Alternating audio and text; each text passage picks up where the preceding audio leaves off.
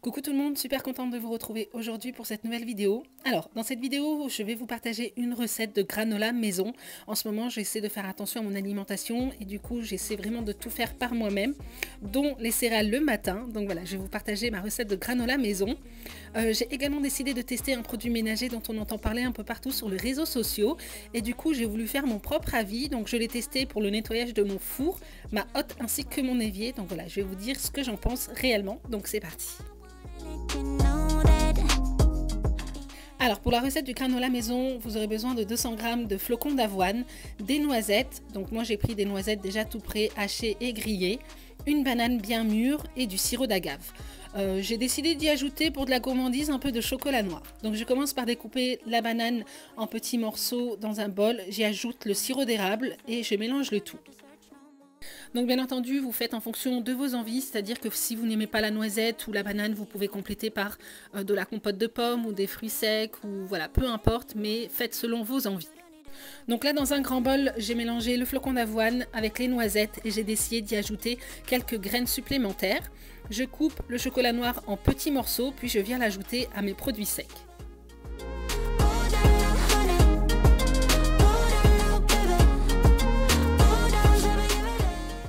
Je mélange le tout, puis ajoute mon mélange de banane sirop d'agave.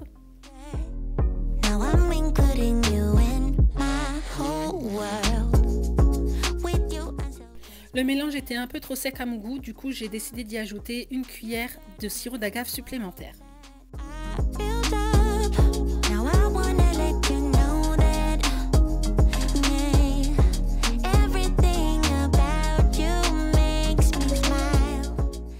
Sur une plaque à l'enfour recouverte d'un papier de cuisson, j'y verse mon mélange. Je prends soin de bien tasser la préparation avant de faire cuire.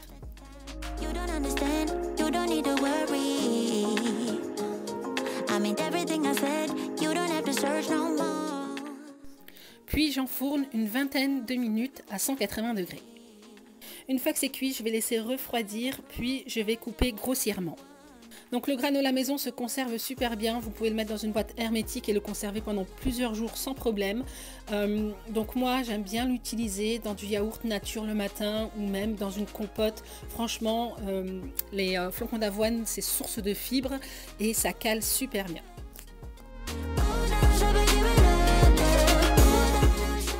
Allez, on passe au nettoyage de mon four qui en avait vraiment besoin. Il était dans un état catastrophique. Je ne l'avais pas nettoyé depuis bien 3-4 mois, en sachant que mon four, je l'utilise quand même régulièrement. Donc pour le nettoyer, j'ai décidé de tester ce produit. C'est The Pink Stuff. Je pense que vous avez été nombreuses à le voir dans des vidéos ménage, surtout d'américaines. Et là, dernièrement, il est sur le marché français. En tout cas, on le trouve quand même facilement. Par exemple, le mien, je l'ai acheté chez Action pour 3-4 euros. Donc voilà, j'ai voulu le tester sur différents supports et voir s'il était réellement efficace ou pas.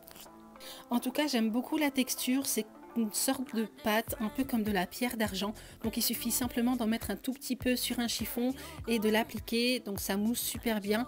Et franchement, c'est super économique du coup, puisqu'on n'a pas besoin d'en utiliser beaucoup. Donc j'en applique un peu partout dans mon four. Je ne vais pas frotter comme une malade, hein. Franchement le but c'est vraiment que ce soit un nettoyage rapide. J'insiste juste sur la plaque du dessous puisque j'avais une trace de brûlé. Mais sinon voilà, le but c'est simplement d'en appliquer un petit peu partout. J'en mets également donc au niveau de mon joint, d'ailleurs que je vais retirer pour le nettoyer parce qu'il était quand même assez sale, et sur la porte de mon four. Donc la porte de mon four, habituellement j'aime bien tout dévisser et nettoyer l'intérieur, mais ça je le fais qu'une fois par an, sinon c'est simplement un nettoyage rapide. Je viens ensuite rincer le tout avec un chiffon microfibre et de l'eau simplement. Voilà, je vais simplement nettoyer ma microfibre au fur et à mesure, mais le produit se retire super bien. Et c'est vrai qu'habituellement, j'aime bien utiliser le bicarbonate de soude ou les cristaux de soude pour nettoyer mon four, mais c'est quand même galère à nettoyer, surtout le bicarbonate. On a tendance en fait à en mettre partout, et là ce produit-là, bah, franchement, voilà, simplement un chiffon microfibre et de l'eau et ça se nettoie super bien. Sinon, en ce qui concerne donc mon avis sur le produit, donc est-ce qu'il est réellement efficace? Eh bien écoutez, oui, je trouve. Bon après, Il y a encore quelques petites traces qui me gênent encore, que je réussis moi à faire partir avec des cristaux de soude. Mais bon, je pense que si j'avais laissé poser le produit un petit peu plus longtemps, il aurait été peut-être plus efficace. Mais là, je pense que c'est juste mon petit côté maniaque qui ressort parce que franchement, le produit a vraiment bien fait le job. De plus, c'est un produit qui est quand même économique puisque vous pouvez l'utiliser pour nettoyer d'autres surfaces. C'est la raison pour laquelle d'ailleurs j'ai voulu le tester pour nettoyer ma hotte et mon évier. J'avais envie de voir s'il était réellement efficace donc pour les autres surfaces.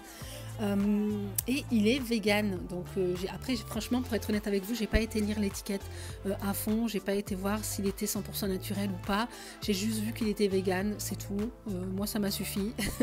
Après je pense que c'est quand même beaucoup mieux que toutes les bombes nettoyant four que l'on peut retrouver en grande surface. Vous savez, le genre des cap four et tout, franchement moi j'aime pas du tout. Déjà je trouve que c'est pas super efficace et en plus de ça je trouve que ça laisse une odeur hyper désagréable même après avoir nettoyé à fond le four. Eh bien, quand on le réutilise, on a toujours cette odeur de produit qui me dérange. Donc c'est la raison pour laquelle j'ai arrêté de les acheter. Mais peut-être qu'entre temps, ils ont changé leur composition, je sais pas. Mais voilà, c'est une des seules raisons qui fait que j'avais arrêté en fait d'utiliser ce genre de produit et pour laquelle j'étais passée sur des produits naturels. Et donc pour terminer le nettoyage de mon four, je vais également utiliser ce produit pour nettoyer mes plaques et mes grilles. We can go on again, 'cause you seem like you want it bad. My head is spinning off the edge, and I'm giving in way too fast, way too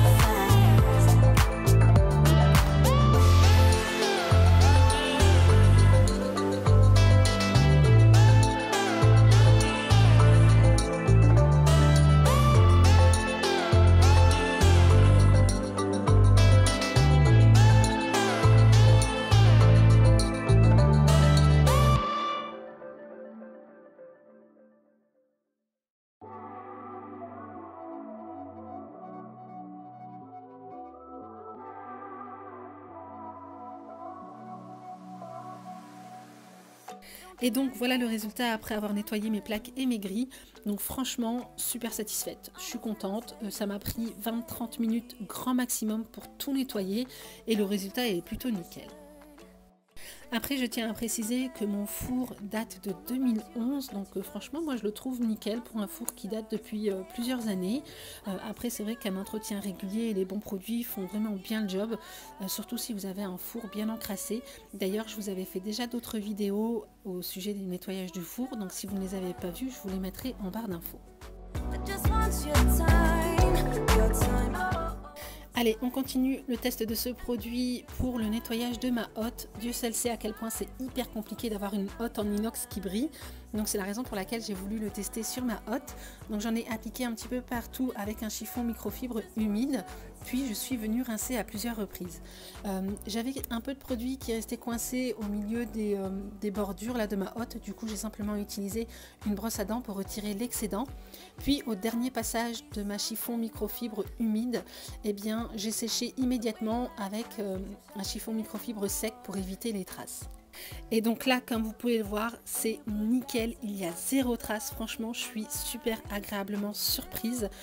C'est vrai que c'est une vraie galère, à chaque fois on a toujours des traces, quel que soit le produit qu'on utilise pour nettoyer la hotte, le fait qu'il y ait de la graisse et tout, bah, ça laisse des traces, alors que là, franchement, le résultat est juste nickel, vous pouvez d'ailleurs le voir par vous-même. J'ai d'ailleurs décidé de le tester également sur la porte de mon micro-ondes et de mon four, et comme vous pouvez le voir, le résultat est nickel.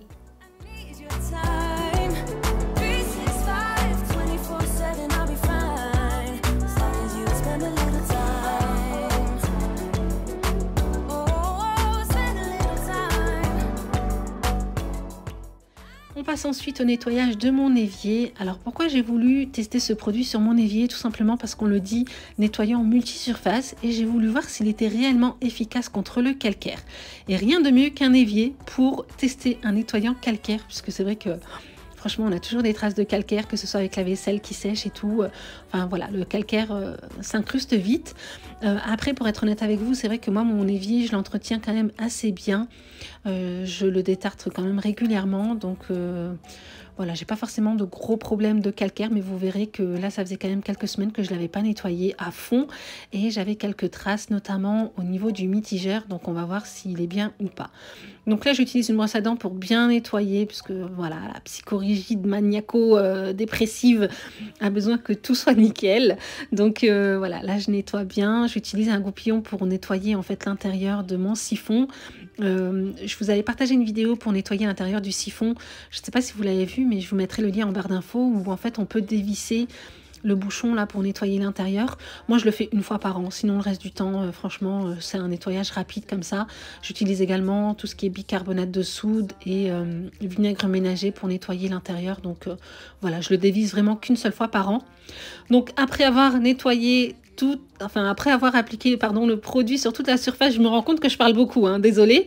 Mais après avoir donc appliqué le produit sur toute la surface de mon évier, je vais simplement nettoyer avec de l'eau et un chiffon microfibre. Et franchement, j'aime bien, ça a bien décrassé et tout. Mais en ce qui concerne le calcaire, il n'a pas été super efficace. En tout cas pour le calcaire, rien de mieux que l'acide citrique ou le vinaigre ménager. Voilà, disons que c'est un bon produit pour un entretien régulier comme ça, mais quand on veut le détartrer à fond, et bien pour ça, rien de mieux que l'acide citrique. Pour toutes celles et ceux qui veulent tester ce produit, sachez que moi je l'ai acheté chez Action, mais si vous n'avez pas d'Action à proximité, vous pouvez également le trouver sur Amazon, donc je vous mettrai le lien en barre d'infos. Donc voilà, en ce qui concerne donc cette vidéo, j'espère sincèrement qu'elle vous aura plu. Si c'est le cas, n'hésitez pas à la liker. Si vous testez ce produit, n'hésitez pas à m'en faire un retour en commentaire, ça me fera plaisir de vous lire. Et donc, en attendant une prochaine vidéo, prenez soin de vous et moi je vous fais d'énormes bisous. Baby, why'd you have to love?